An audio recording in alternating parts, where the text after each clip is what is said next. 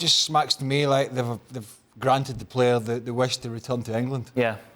Which, listen, if you're the club in Simeone, I kind of tip my cap to that rather than try and fight it if that was the case. But exactly the sort of player you want in this sort of situation. Yeah, absolutely, because Atletico is an experienced player at Atletico, but he's in his 30s and he's getting a roasting now. It seems every week he plays. But man, Trippier, he's never been a Trent Alexander-Arnold. He's never going to be this guy that, you know, just gives you the wow factor, but he gives you a 7 or 8 out of 10 almost every time. He knows the position really well. I think his stint in Spain has given him so much more experience of a different league and different tactics, and he's learned more, I feel. His set pieces, as you saw, brilliant. He'll get stuck in. He's a good passer. He's not a brilliant passer, he's a good passer of the ball as well. He's a good crosser of the ball. So, yeah, I think Targett's also a good player on the other side, but I think he is the jewel in that back four. And, of course, Dan Burn from Brighton will probably come in sooner rather than later and partner Lascelles. Unless he goes to a back three, who knows, he might do.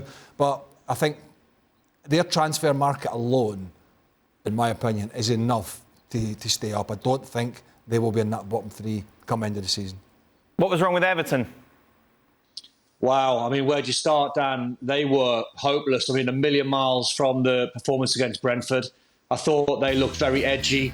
I think if Frank Lampard could have the 24 hours, 48 hours that he had in the window after this performance, he'd buy centre-backs because Michael Keane's completely out of form. Yerry Mina picked up a thigh injury. He had to go off injured. Holgate's lacking confidence. I still think they've got a little bit of an off, you know, Dan. I was on social media and Everton fans are all over the place thinking they're going down. I think if Richarlison can sort of stop believing his own hype, Damari Gray, Anthony Gordon, Andros Townsend, Dominic Calvert-Lewin, I think there's enough to try and fire them to safety. There's 3 worse teams than Everton for sure. But my word, at the back, they were hopeless second half. They were so bad. Who's more likely to go down, Newcastle or Everton, Don?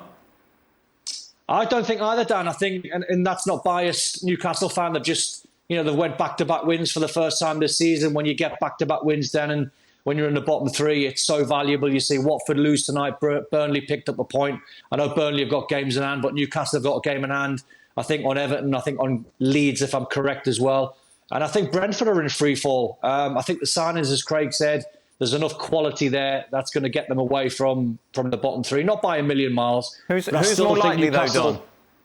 I don't think either, Dan, to be honest. I think both will be fine. No, that's not the answer. There has to be an answer to that. Well, there has to be one or the other. Well, if I'm going one or the other, I'd probably say Newcastle.